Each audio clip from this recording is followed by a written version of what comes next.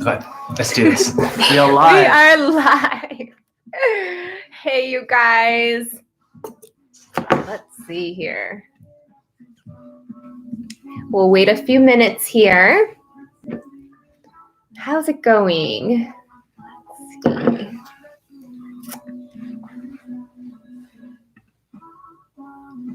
see. Okay. Hey, you guys. What's going on? Happy Saturday if you're in Korea or I guess Asia. Friday, it's Friday evening in the US right now. Yes. So if you're in the US, good night. Good night. Good evening, should we say? And then if you're on the Asia side, good afternoon. Yes, good afternoon, good morning, wherever you guys are. Hey, you guys, if you guys are just logging in, I would love to hear from you where you guys are logging in from. Again, you are here on Psych2Go, the largest mental health online magazine and YouTube channel with 5.7 million subscribers now. Oh my gosh, it's amazing. It's so good to see all of you guys. And we're actually just having a little chat today over coffee. And as some of you guys know, some of the people from the bubble. Wow, look at these. Look at this chat room blowing up. So amazing. So good to see you guys. I saw Australia just then. Ooh, because you used to live in Australia. You're from Australia. I'm Australian. Oh, okay. Yeah, my parents are from Singapore, but I'm like born and raised Australian. Amazing. Wow, you guys. It's so good to see you guys. So again, my name is Yuri Choi. I am a performance coach for entrepreneurs and high achievers. I also have a YouTube channel, as well as I'm a speaker and author. And we have a special guest today. Psych2Go, CEO of Psych2Go, invited this special guest today. We're so honored to have him here. His name is Leonard Lim, and he is a model, actor, previously as well as now, and he's also the founder of Wild Entertainment and Kapsul Collective. So we're going to talk a little bit about what he's up to in the world, as well as we're going to have an intimate conversation about mental health for men and mindset for men, and how some of the topics that we get to touch base on today. I'm trying to talk and watch the chat at the same time. The chat room is wild. It's crazy. I cannot keep up because you guys are sending the love hearts. You're saying where you're from. This is amazing. It's nice to know that there's so much like this channel obviously has people from all around the world, all different types of cultures. That's pretty cool. Yeah. Yes, absolutely. So, by the way, you guys, we are actually in Seoul, Korea. I think some of you guys know that. Right now we're logging in from Seoul, Korea. So I wonder if there's any of you guys logging in from either Korea or Asia even. It would be great to see you guys. So, should I introduce myself? Yes, please. If there's anything that I missed, I would love to hear from you. Tell us about you. You're up to some amazing things in the world. Oh my gosh. It's not all that. But yeah, we've worked really, really hard being my team. I'm Leonard first and foremost. I am from Australia, but my parents are from Singapore, so that makes me Singaporean Australian, I guess. But I live in Seoul, South Korea for the last 2 years. Previously, I was in like LA and Vancouver, Singapore. I live in many different places, but here I am in Korea right now with my good friend Yuri. And yeah, I am the founder and CEO of Kapsul Collective and also Wild Entertainment. And this is how we kind of met each other, Wild Entertainment. Yeah. So if you guys noticed, you had Melody Flack join the live stream last week. Or was it last week? I think, it was about a week and a half ago. Yeah. And if you guys were there, remember the starfish story? We started Starfish Discourse, so that was kind of cool. So about a week and a half ago, Melody, we arranged Wild Entertainment and Psych2Go partnered up. We arranged for Melody to join the live stream. These girls really opened up. They told like their stories. It was like heartfelt. Yeah. I was just like up there, like, watching and then listening in, and it was inspiring. So that I was like, you know what? I'll come down and I'll have a chat with you too, Yuri, and I'll learn a little bit about the importance behind mental health too. Yeah, and being in Korea, I know we talked about this a little bit, and I don't know if you guys feel this in your own country in your own way. I'm actually from the U.S., sort of. I'm from Korea, but I lived in the US for a long time. And while, there's still stigma that we get to break around mental health, I find that in Korea, it's like a whole new level where it's really not talked about as much. No. And I think it's true for a lot of different parts of the world. So today we wanted to talk, we can talk about both men and women as well, but specifically for men, I'm curious, first of all, what are some, how do I put this? What are some, mental health challenges or things that come up for men specifically, or for you just, in general that you think is relevant? I would imagine a lot of stress related stuff I would just love to hear a little bit about your experience or your story. Okay. So personally, I haven't struggled with a lot of mental health, issues or anything that's really that's really critical. But naturally, as a male, you kind of you go through a lot of self-doubt, and not just males, everyone goes through self-doubt, but men, myself, I would say, I have pride. And, along the way, growing up, living in different countries, doing different things, you always have this self-doubt of am I doing the right thing? And that's when, you can feel a bit of anxiety or little stints of depression, Yeah.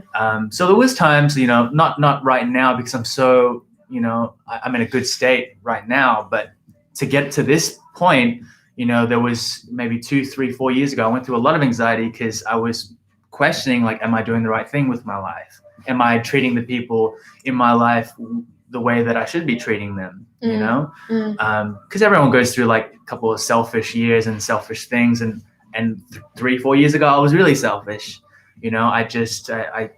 I maybe mistreated a couple of people that I should have stronger relationships with in my life right now, but I was selfish. And then, going through all of that, as part of my journey, I felt anxiety. I felt, self-doubt about am I doing the right thing? Yeah. And I'm looking at the chat right now, and it's interesting because there's a few people who put in quotes, and I think this is definitely true even in the US, which is real men don't cry, real men don't feel anything, real men don't have emotions.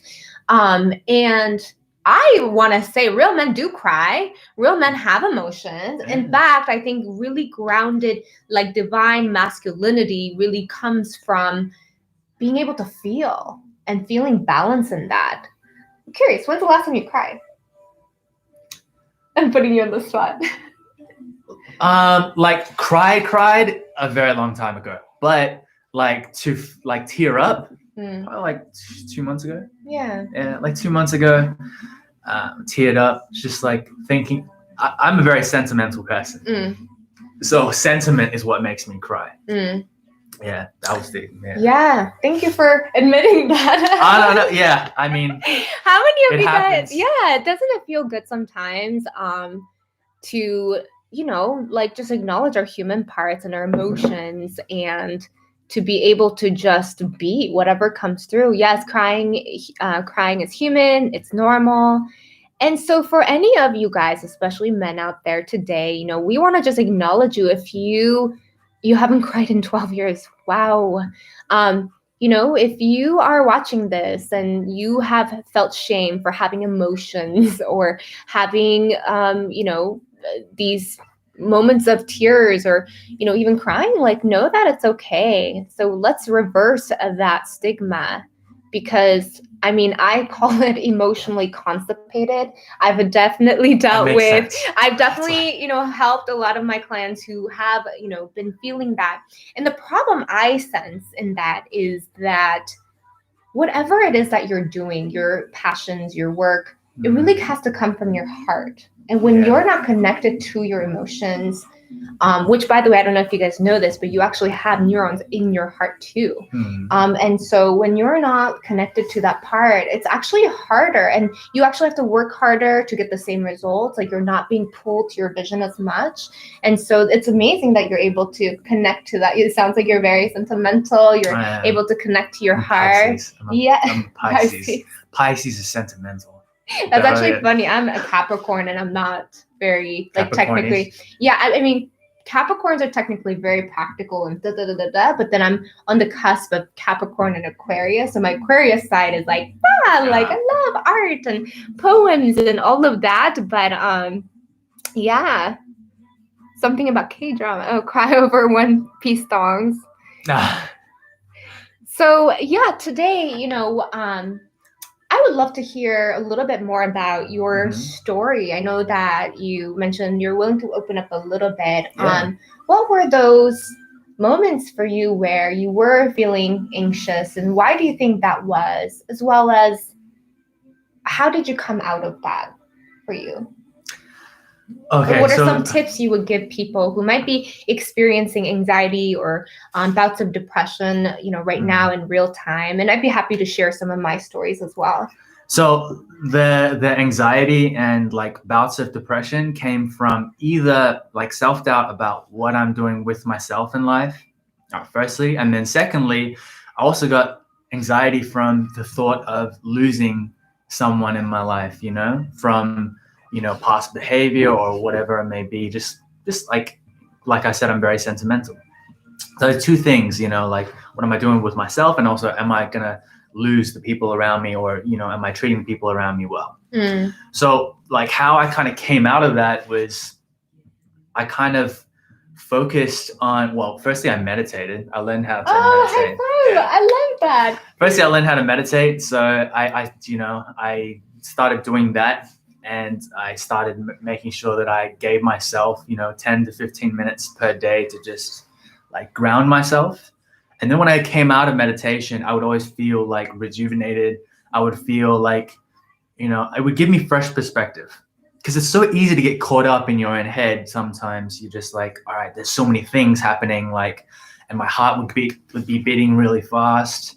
Like I would struggle to sleep, but meditation was like part of the answer. I would do that, and I would take time to myself. And when I would come out of meditation, I'd be like, actually, there's a lot that's good in my life. That's positive. And I just need to keep moving forward, and I need to concentrate on like what I'm doing currently. So that was the first solution that I gave myself. And the second one was like, I just tried not to overthink anything. I really tried not to, take anything. I became more courageous, and I was like, okay, well, am I doing the right thing in my life? Well, the only way I find out is if I do it and I give it like my best. And if it works, great. If not, like, I'll be okay. And I just stuck to that. Yeah. And here I am, 2-3 years later, and there's, two blooming, businesses that I'm really, really passionate about, and they're doing well. And I've met so many good people in my life, and I retain all these good people in my life too.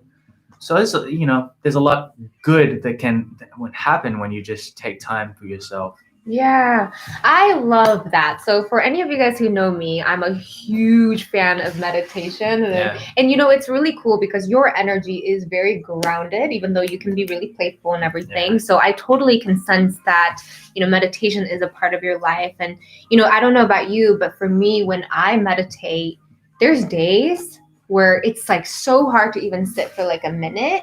And then there's days I can meditate for like 2 hours. 2 hours? So during like the pandemic, that's a nap. You sure that's meditation? I feel like that's a nap. That's kind of like, all right, I woke up from a really good nap. You're right. Like I remember when, COVID started and everything, we were in lockdown in California. Yeah.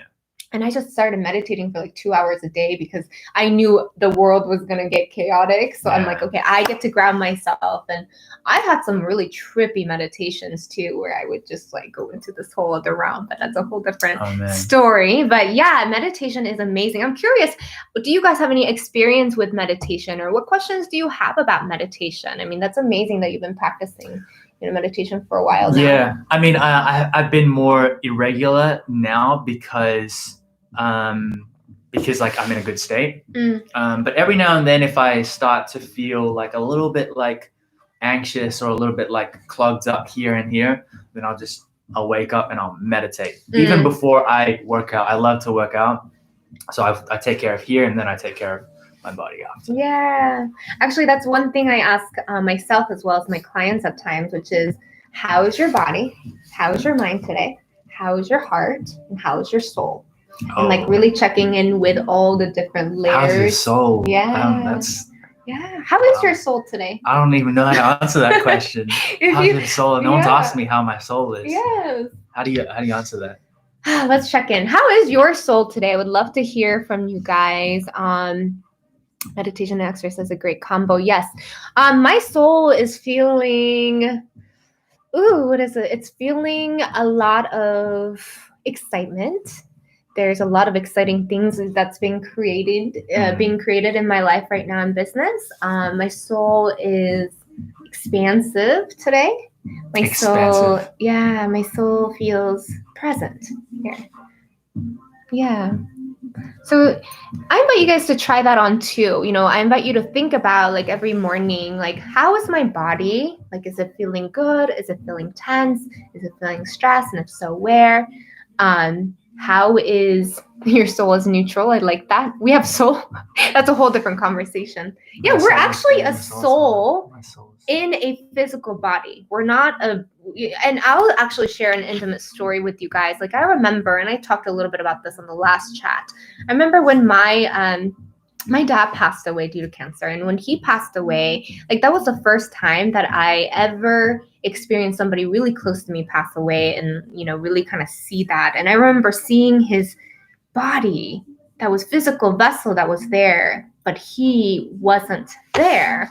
So for me, that was like and I always knew there was a soul and there's a body, but that was like the moment that I really, really got to distinguish that we are not our bodies. We're just a soul that's walking around in our body for a hot minute, for a couple decades, and realizing that there's that soul part, there's a spirit part within every single one of us. And I actually connect to that part often. And when I connect to that part, I feel expansive because everyone has a soul. Everyone is equal in that place. So, I think this is one of the things, I get to look at whether it's looking at different kinds of people, different skin colors. I mean, people have so many, judgments that people make about other people, but I see through that. I'm able to see that there's layers and then there's a soul behind all of that. So, when I do see, I know there's this huge thing going on right now with Israel and Palestinian conflict. And when I said that breaks my heart, because in the end, we're just all souls and we think we're so different based on religion or, skin color or all of this. But in reality, we are all the same. Like, beneath our skin bag that I call it, we're in a skin bag. We're just the body bag. The body bag. Yeah. So yes.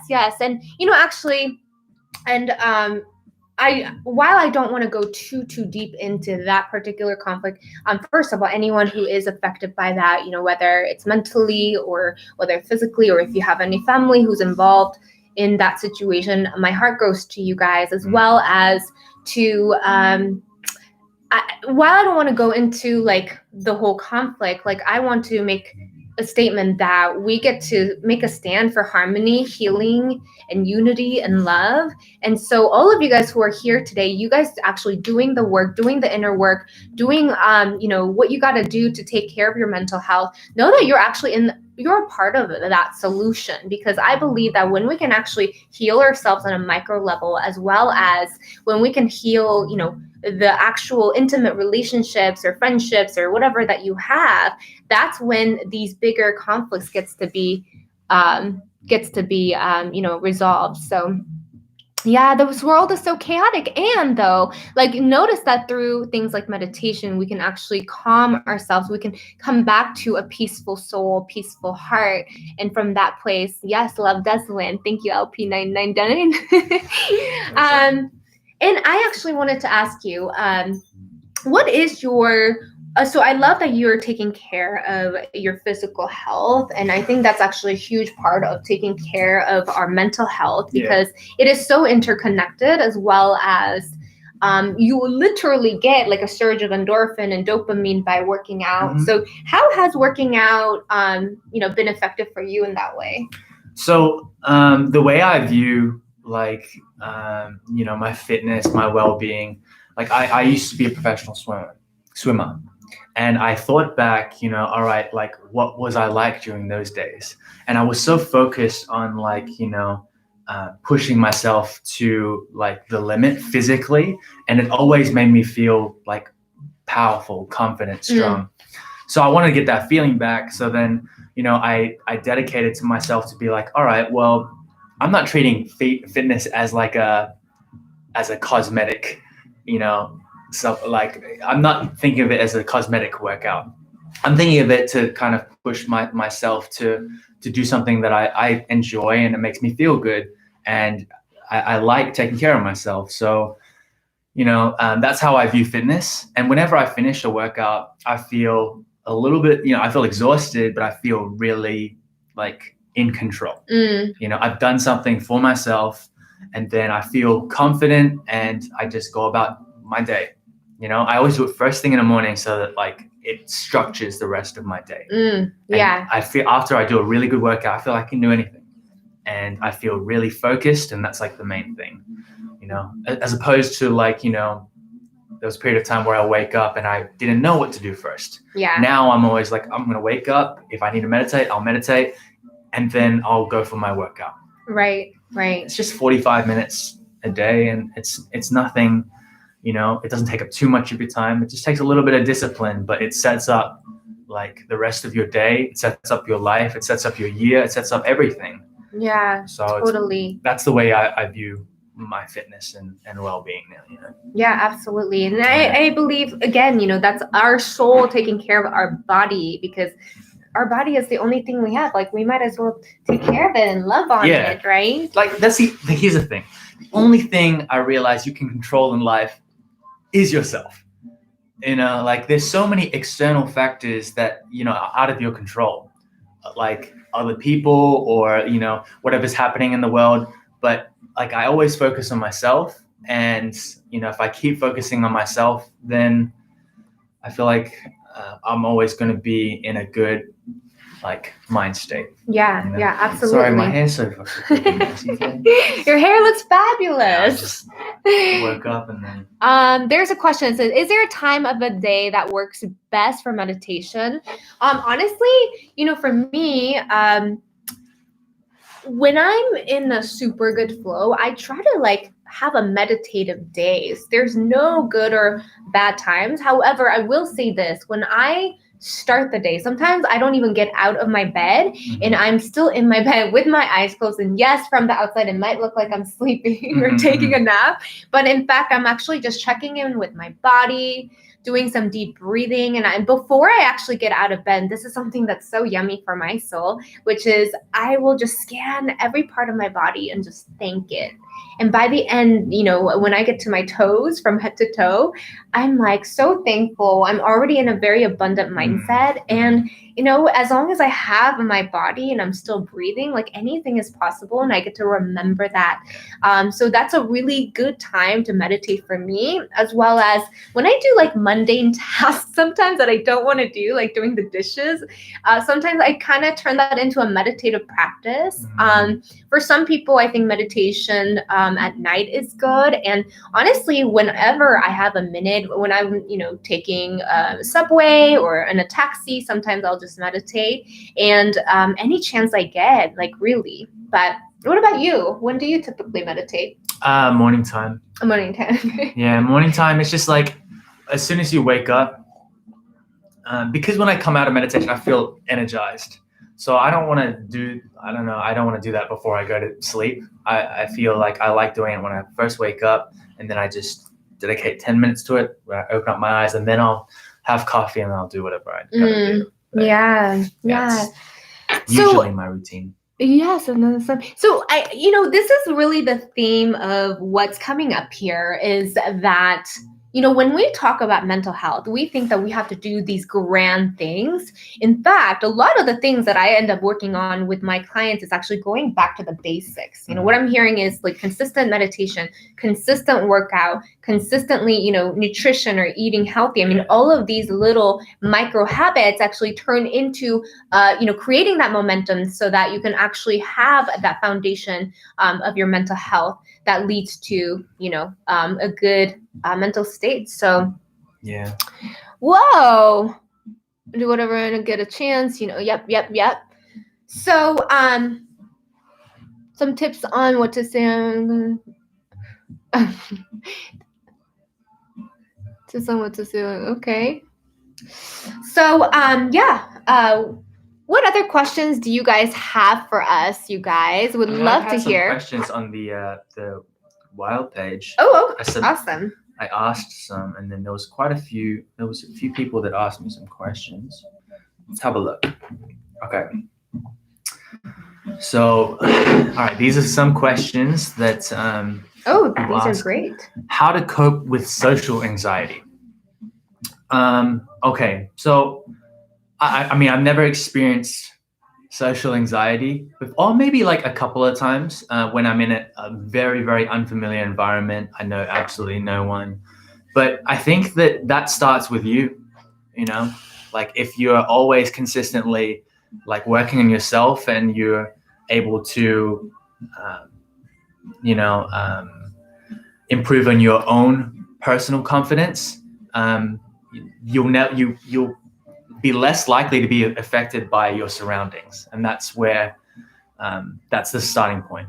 And that comes down to like what you're doing with yourself every single day: meditation, nutrition, fitness, working on your career, all of these things. If everything in that sense is going well, when you put yourself in an unfamiliar environment, you'll be less likely to be affected by that environment because you're confident with yourself. Anxiety, I personally believe that comes from how I feel about myself during that time. And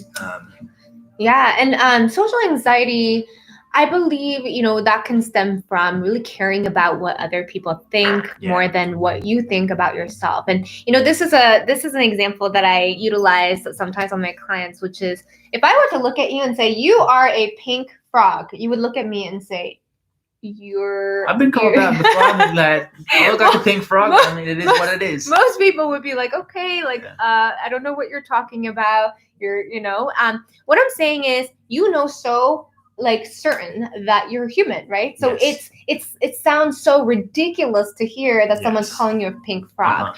What I'm getting at is, people may call you a lot of different things in your life that may or may not be true about you. However, a lot of times when we aren't sure of our, what we're really made of, we start to believe these ridiculous things, whether, people are telling you certain things about your looks or, how you are, and you take that on as a part of your identity when you don't have to.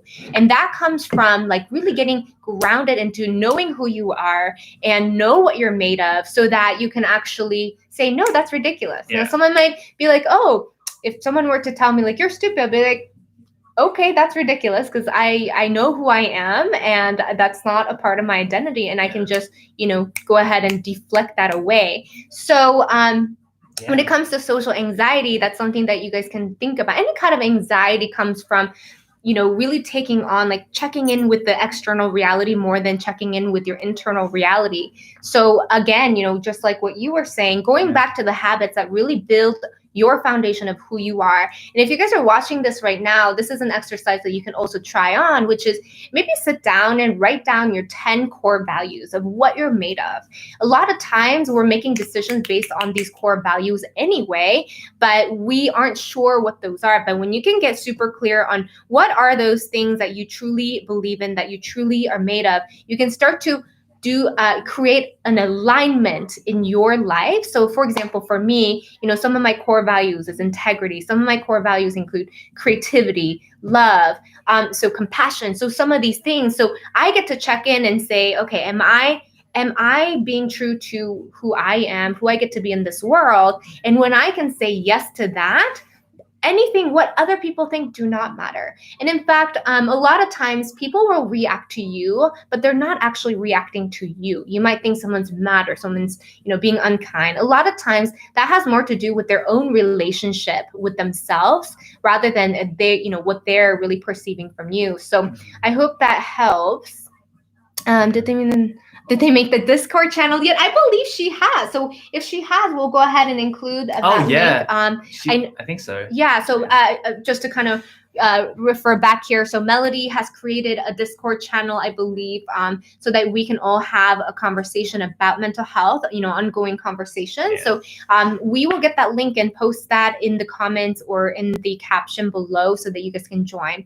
What other questions are there? So another one was, what are the main barriers that stop people from seeking help if they struggle with mental health? Oof, that's a really good one. That's a really good one. And again, that goes back to how other people will think of them or how people perceive them, and people are often scared about what other people think. But here's how I view things now. I think that most people, like 99% of people, are always thinking about themselves. They're too busy thinking about themselves to worry about, what's going on with you. So, if let's say you're worried about how it makes you look or how people might think of you, they really don't think too much about it. What's important is how you think about yourself. And it's really, really important for you to think, all right, well, am I experiencing a little bit of depression, a little bit of anxiety? And everyone goes through it. Like, I never thought that I would go through it, but then I felt it. And then I came to the reality. I was like, okay, well, I probably should do something about this. I can either talk to, my family or my best friends, or I can think about like what I need to do with myself to overcome this and how to get myself out of this. Yeah. But yeah, I think that's the main barrier. The main barrier is always thinking about what other people may think or how maybe other people may look at you, but really, like, they're not concerned too much about you. They're thinking about themselves and how other people think about themselves. That's so true. How other people think of them. Right. Everyone is naturally born like a little bit selfish in the sense we're like, all right, we're just thinking about a little bit. Yeah, very selfish. Everyone's thinking about themselves. Yeah. And so because everyone's thinking about themselves, you should too. You should think about like what I need to do for myself. To take care of my mental health, my physical health, my everything. And yeah, don't be too worried about what other people think. I know it's easier said than done, but as soon as you can start thinking like, I'm much more important than anybody else. Yeah. Like I think I'm more important. Of course you care about the people around you, but the most important person is yourself. Totally. So, and I can speak from my own experience. I remember after my dad passed away, and I think after one of my bigger breakups back in the day, like I went and got help from a therapist, and it was so amazing to be, just to even like intentionally put myself in that room felt like healing. It felt like self-care because it allowed me to really explore these emotions in a very, very safe container. And at times I'm not like a psychologist per se, but as a coach, I hold space for a lot of my clients as well. And here's a concept actually: when you are able to identify an emotion, if it's a negative emotion, by talking about it, it actually decreases it. So that's why it's really powerful for you to be able to give yourself that space to talk about your emotions, whether it's, with your therapist, with your coach, with your mentor, with your friends, parents, or whatever. Now, the cool thing is when we actually are able to identify a positive emotion, it amplifies it. So when someone can see that, oh, you look happy, doesn't that like make you feel happier?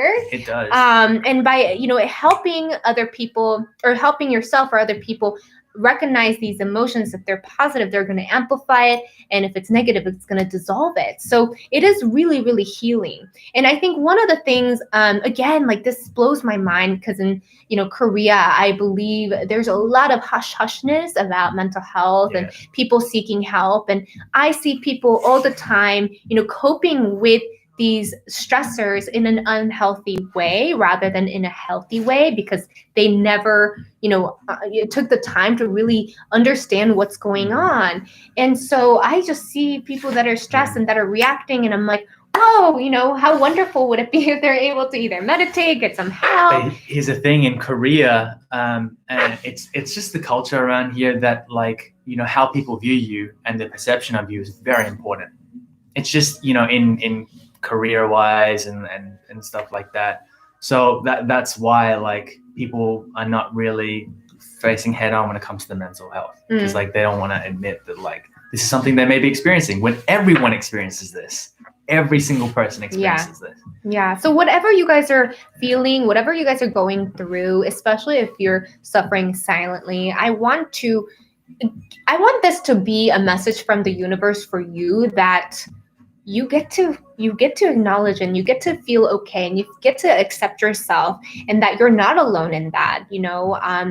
I've had many people in my life who've experienced mental health, and because they didn't take the proper steps to take care of that, it actually led to, even bigger things like suicide. And, a part of what I believe in, a part of my mission is actually to eliminate suffering from the world. Because if you look at the word disease, it's literally dis-ease. It's a lack of ease in your body that really leads to not only, serious situations like suicide, but actually even physical health can be endangered. I believe that diseases like cancer, diseases like, some of these autoimmune diseases that come along, and we don't know why that happened. I can tell you, like 99% of diseases are all related to stress, because we're not supposed to be in a state where we're constantly chronically stressed out. Our natural state is ease,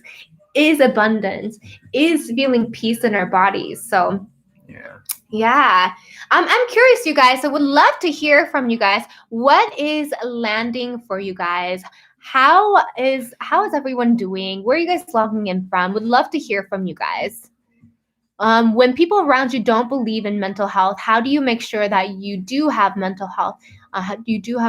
Make sure that I'm assuming, okay, how when people don't believe in mental, how do you even make sure that you do have it?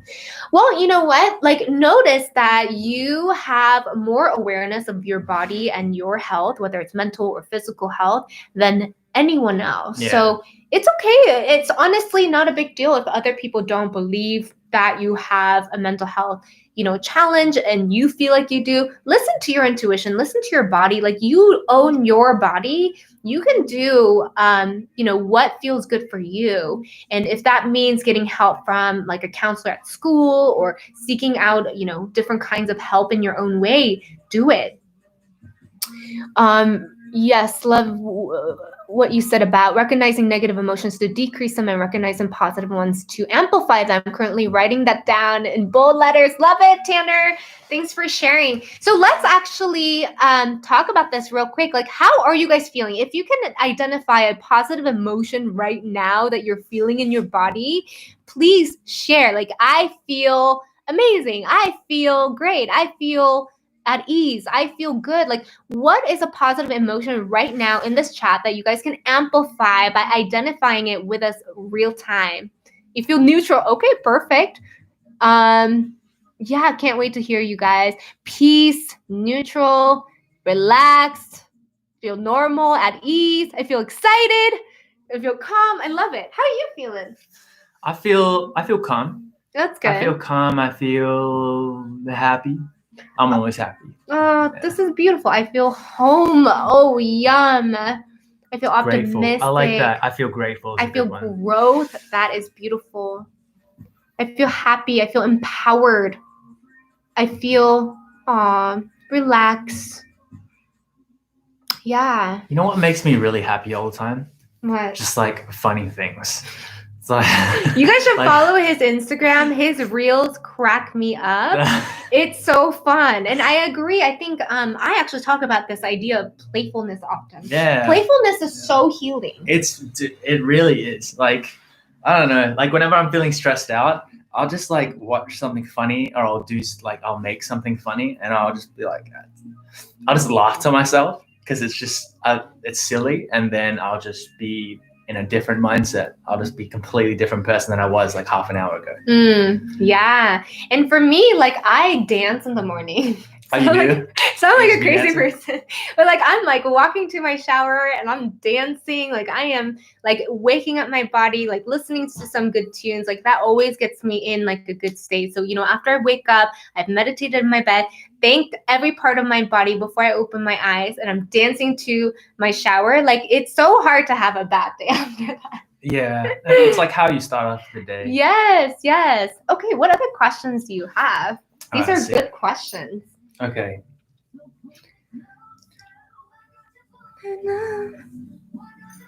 How to tell myself. Wait, hang on. How to tell myself I'm normal, but to me it's not normal.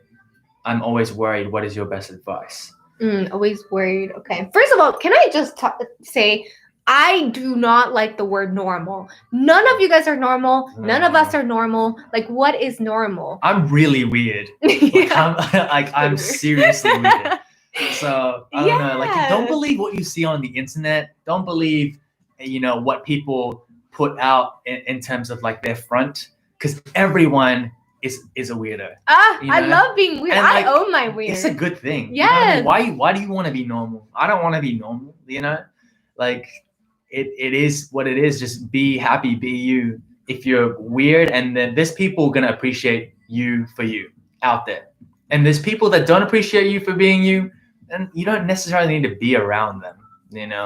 Like that brings up another thing. Like for me, my environment is really important to me. I can wake up and I can have like good vibes, and I'm meditated. I feel good about myself. But then if I surround myself with people that I'm not in that mindset. I'm in that mindset of like a harmful mindset. And I can't possibly use all my time to, put everyone in a positive mindset, but you then become a product of the people that you surround yourself with. Yes. So try to change your environment too, because I did that. I changed my environment when I don't think it's working for me. And hey, then life's good. People appreciate me for being a weirdo. Like all of my staff, all of my close friends, everyone's like, all right, Leonard's weird, but we love him. Yes. He's weird. Because you're your own unique flavor of weird, and that's what makes you awesome, right? Yeah, Australians are weird. Yeah. You guys have awesome accents. I love the Australian accent. And you guys, so yeah, normal for me is like a cage. I lived a very normal life for a long time. I grew up in Orange County. Nothing against Orange County. It's a beautiful place. But I grew up thinking that everyone, literally in my reality, I thought everyone goes to school, goes to college, graduate, work at a corporate job for like 60 years and then die. Like I literally thought that was the formula that everyone was supposed to follow. To realize when I start to step outside of that reality, I realized there's so many opportunities, so many different things I can do with my life. And I started being so weird and I loved it. Like I started doing all the things that excite in my heart. I started painting. I started going to poetry jam and, reading my poetry. I started dancing on these things and like random things, anything that would light up my soul, I would do. And it started to change like just how I look at life and how there's just so many opportunities out there.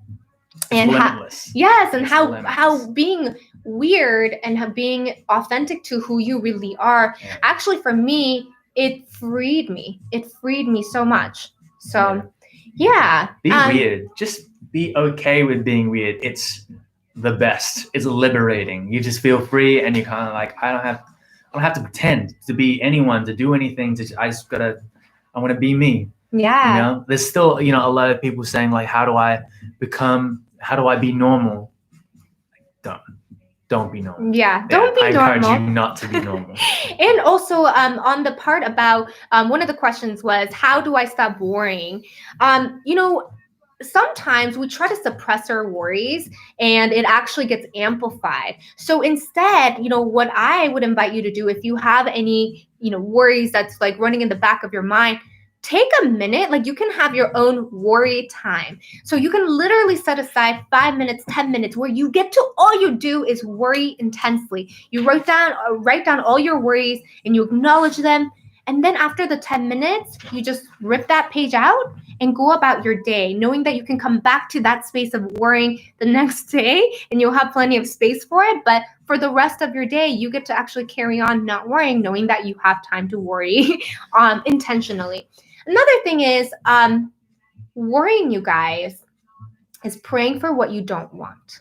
Every words that we say into the universe is technically like a spell. So if you're like, I really, really hope, I don't fail my test tomorrow or whatever, you're actually creating this visual in your mind and speaking into the universe what you don't want. And guess what? Whatever vision that we give more energy to, more attention to, it's more likely to happen. This is why visualizations are really powerful. So what if instead of worrying about what could go wrong, you give energy to what could go right? Oh, I can't wait to do well on that test. I can't wait to find out how that went. And really, focusing on that can bring your thoughts back into a positive state. And another thing, you guys, is that you're not your worries, you're not your thoughts, you're not your emotions. You are, like we talked about, you are a soul with a physical body. And sometimes we have these chemicals that are firing up in our brain that make us think that we are those things. We are thoughts, we are our stressors, we are our emotions. But notice that there's a part of you that's really observing those thoughts, observing those emotions, and there's that being that's not those things, or else you wouldn't be noticing them, you would be them. So when you can actually create and acknowledge that space between your thoughts, whether they're worries or whatever, and your emotions, and notice that there's a being behind that that's watching it happen, focus on that being part. And that's why I think meditation is really powerful, because that's how you get to really connect deeply with that part of you, which is your soul. So yeah. I saw a question in there like maybe 2 minutes ago, and it was I assume a lot of you are still teenagers or in your young 20s, and one of the questions was like, how do you deal with depression when your parents don't understand? And what I'll say to that is, like, I love my parents, and my parents are very loving. I'm very lucky, but like, they don't understand a lot about me or my sister, maybe what we're doing, what we're going through, how we're feeling, because parents are human still, like, parents, they don't get everything right. And it doesn't mean that if you tell them that you feel like you have depression, maybe they think that you're overreacting. Maybe they think that it's a phase. I don't know. But this is something that you've got to take in control for yourself. Whether you're, a teenager or you feel like you're still not an adult yet, you can think about yourself no matter what age you are. And you can be like, all right, well, if my parents don't understand, or if my friends don't understand, I understand. And I can deal with it myself. I'm not going to rely on the people around me to kind of understand what's going on with me. I'm going to take into action what I think that is going to get me through this. So, it'd be great if your parents could understand you, but that doesn't mean like all parents will always understand. So that's my answer to that, because a lot of the time my parents haven't understood what I'm going through, my choices in life. But, I've made it through because there are things that my parents can help me with or understand what I'm going through, but there's a lot that they can't understand. So I need to deal with that myself. Yeah. So please, if your parents don't understand, take action into your own hands and be like, okay, what do I need to do myself? That's really empowering. To really take the charge, take the power back to know that you can take care of you before even your parents or even your friends, or it doesn't really matter what they think, as long as if you acknowledge that you want support or help, that's something that you get to do for yourself. Absolutely. Yeah. It's kind of like, all right, I'm from a traditional Asian family. So like, my parents would be like, oh, I want you to be a lawyer or a banker or a doctor. But like, deep down, when I was maybe 13, 14, I didn't want to do that. Maybe I want to be a professional athlete, but they didn't want me to do that. What am I going to do? Am I going to give that dream away because that's what they wanted? It's the same type of thing where, like, your parents think they always know what's best, but they don't truly know what you want. And you need to take everything into your own hands and try to understand what it is that you require. You are your own human being. You are your own adult. Yeah, that's really powerful. I love that. I'm curious, like, what did that look like for you? Because you did really take a different route. Like, you became an entrepreneur, you became an actor, you became a model. I feel like that's a very non-normal, non-traditional route. Yeah. What did that look like for you, standing up for your dreams and standing up for that route that you wanted to take? And I'm kind of curious, like, how did your parents react to that? You know, my parents, they're very traditional. You know, they're Chinese Singaporean. They want stability. They want this. They want that. But we grew up in a different generation. You know, that simply put, like, we didn't have things like the internet. They didn't have things like the internet around growing up. And you know, a lot of you are going to grow up in a different generation than I am now. I'm 31, so like I'm still much older than I'm guessing a lot of our audience today. But I had to, you know, think about what I wanted to do with my life. And I was very, you know, I'm a risk taker, but at the same time, I like to know exactly what I'm getting myself into. So, I thought to myself, if I want to do something, as long as I work as hard as possible, something will come out of it. You know, you can want something in your life, but if you're not willing to work for it or give yourself the right direction to achieve something, nothing's really going to happen. But I think the world is changing, and if you want to do whatever it is that you want to do, just dedicate yourself to it. Dedicate, you know, a year or two, and then reassess. Is it something that I should be doing with my life? If not, it's never too late to change. You know what I mean? There's no like stop when it comes to, there's no like age limit when it comes to something. You know, I started these two successful companies at the age of like 20, 29. And then there's people out there that started a successful company at 19. And there's people out there that started one when they were 40, 50. There's really no limitations. It's about how you wake up and how you want to use your time. There's no right answer, because you have to wake up and you have to do what you want to do every day. So you decide that. Don't let anybody else decide that for you. But success is directly correlated to how much effort and how much work you're willing to put in, and how much passion you put into your work. Yeah. So, and also believing in yourself. So you can self-activate that. Definitely. Yeah, absolutely. Yeah. And so yeah, I'm curious, how are you guys doing? What's landing for you? What is, you know, what is resonating with you out there? Would love to hear from you guys. And you know, again, today we're here. You're right now, by the way, you guys, if you guys are logging on right now, you are on Psych2Go, which is the largest mental health online magazine and YouTube channel in the world. For those of you guys who are here right now and making a stand for yourself and really learning, educating yourself about mental health, and really in this process of healing yourself, or you know, healing with professionals or whatever, know that you are part of this movement. You know, we're here to really bring awareness of mental health to the world, and know that you're okay wherever you are, and to bring, you know, healing to every single person, because I do 1000% believe that when everyone can take the power back of their own healing, their own mental health, like this world will become better. For sure. So yeah. Yes. So I saw another thing about, oh no, I missed it, sorry.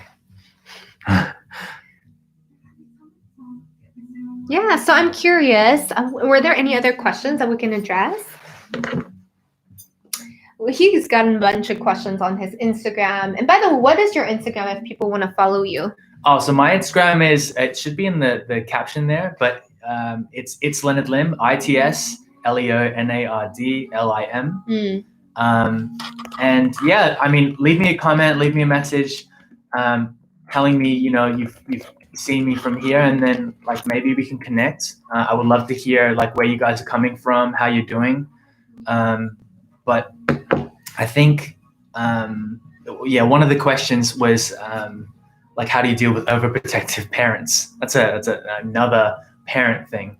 And I keep coming back to this question because, you know, I've actually had it's a sad story, and I don't want to bring up the specifics, but I had a staff member lose a family member because of mental health and depression. And it was, I don't know if there was like overprotectiveness, but it was like a parent relationship. And what I'll say is that like parents can be overprotective, and sometimes they're not, but that's just their way of showing love. And I mean, I think that again, it goes back to like you thinking about what you need to do for yourself. Yeah, and whether it's overprotective parents or anything else that you see as an obstacle right now, remember that the universe is always conspiring for you to be happy and for you to be successful. And I share this because my parents were very, very overprotective for a long time. But because of that, I became this person who had to like stand strong in my convictions, who had to make a stand for things that I really wanted. And, I actually ended up leaving. I used to live in Colorado in high school, and then I moved away to California because I wanted to create my own path. So even though they were overprotective, because of that, it actually strengthened more of my rebellious side. It strengthened my conviction about who I am because I had to, because I felt like if I fell under that, I would just, become who they wanted me to be. So it pushed me into this direction where I got to like really create my life more powerfully. So in that way, I'm even thankful for my overprotective parents, because in the process of, in the journey of it, I actually became exactly who I got to be. And I'm thankful for that. So notice like, all these things that's happening in your life, whether it's your parents or whatever, notice who you're becoming in that process, and notice that it's all happening for you, even if it doesn't seem like it. And even, my dad's passing, back in the day, it was, a very, very difficult thing. And trust me, like during those times, I had my share of grief, anxiety, depression, like all of those things came up because I was losing somebody that I really love. But looking back, even that, I can say like that was happening for me, even though it's really hard to say, in a sense that, because of my dad passing, I ended up leaving my corporate job. I started my, passion, my career that I'm passionate about, where I get to deeply help people heal and, live a happier life. And it really put me on this trajectory of the path that I really needed to go. So whatever you're going through right now, know that it's happening for you, even if it's hard for you to accept that right in this moment. One day you're going to look back and be able to connect the dots and realize that it was all happening for you all along. So just wanted to share that with you guys. And Leonard, so how does it feel to connect with the Psych2Go audience? And I know that you guys have actually a partnership starting with Psych2Go and some exciting things happening. Share, a little bit about that for us. Wild Entertainment, my company, we have like over 50 plus content creators, celebrities, artists, and we're going to have a partnership with Psych2Go, and hopefully we'll have more and more of people in entertainment voicing out their experiences with mental health. Maybe we'll do some write-up on articles, but we're going to be sharing a lot of our perspective and bringing more normality to the whole topic. Like I'm rarely seen talking like anything serious. I mean, for those of you that have seen me on the internet, it's always something just like really silly, really playful, really funny. Because that's me. I'm like, I love to just have fun. Because when I'm not working and I'm on the internet, it's always just fun. But I think that this is such an important topic because like I've been through it. My family members have been through it. My friends have been through it. Everyone goes through it. And I just want everyone, the audience to know that like everyone does go through this. Because I mean, if you visit my Instagram after, you'll probably look at the photos, the videos and be like, there's no way this guy's ever been sad. Because you just like, I'm always just laughing, being funny. Like I just make silly videos. I post like, happy content. And that's because I'm actually genuinely happy, but there's, happy and sad is normal. Yeah. And I wanted to connect with an audience to know that like I go through this too. And yeah, I love that. I love what you said about normalizing these things that come up in life, like emotional challenges, mental challenges.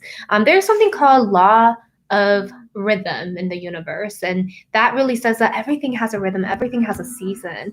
And what I know about myself and a lot of people around me, probably every single person in the world, is that not everyone's always going to be in a certain season. Just like there's, spring and summer and fall and winter, like we go through these different seasons in life. And, wherever you guys are, you're perfect. Wherever you guys are, like, know that there's gonna be a different season that's coming. And that's another thing too, even if you are happy, like really anchor into that feeling and know that things might not always be there, in a way that it's gonna always keep you happy, and also know that's okay, but really connect to that present moment so that you can really enjoy everything fully, every season fully, as much as possible. So I'm so excited to see what you guys create. What I love about what you guys are creating as a partnership with Psych2Go and Wild Entertainment is that I don't know about you guys, but for me, when I look at some of these celebrities, when I look at some of these people on Instagram, they have massive following, like they look like they really are happy all the time. They are living this perfect life. But I think it's going to be so powerful to hear directly from those people, to know that every single person, even if it looks like they're living a perfect life, they're going through things, and for them to really speak up about that, I think will be really comforting as well as empowering for a lot of us. So I'm really excited to see what you guys create. I'm so me too can't wait. We wanted to we create a lot of all types of content. My creators, we have comedy, beauty, fashion, lifestyle, everything, music, but we wanted to do something that's really important, which is mental health. We want to take a moment to talk about what's important as well. So thank you everybody for hopping on today. I really appreciate you guys. Take a moment right now with us to acknowledge 1 to 3 things that you're grateful for, either from the stream, either to Psych2Go, or either about yourself. I would love to hear from you guys. Today, I'm so thankful for Psych2Go for creating the space for us to have a little chat and connect with all of you guys. It's always an honor to connect with every single one of you guys, as well as I'm grateful for you for creating this space with us. Thanks for having me. And I'm grateful for everyone who's logged on. It's so good to have you guys here. Probably what are you grateful for? I'm grateful for the new forum like this, to talk about something a little bit more serious, but very important in life. I've never really talked about anything really serious on the internet before, except when I'm talking about business maybe, but this is really important. And I'm grateful for so many things, this being the one that comes to my mind right now. So. Well, thank you guys so much. Feel free to follow us on Instagram. Mine is @Yuri1C, and yours is it's Leonard Lim. It's Leonard Lim. Just leave me a comment, leave me a message, and just interact with me. I would love to hear from you guys. Thank you so much for all the questions, for all the participation. I know some of you guys probably been here with us for the last hour, so really appreciate all of you guys. I hope you have a magical day, magical week.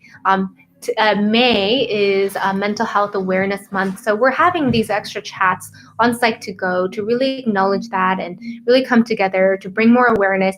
Please share a video from Psych2Go with your loved ones so that we can really spread this awareness and create this movement towards bringing more awareness as well as healing to the world. That's really what we are passionate about here. So again, thank you guys so much. Love you guys. I love you guys. Thank you so much for being here, and we will be back probably soon. Bye, y'all. Bye, guys.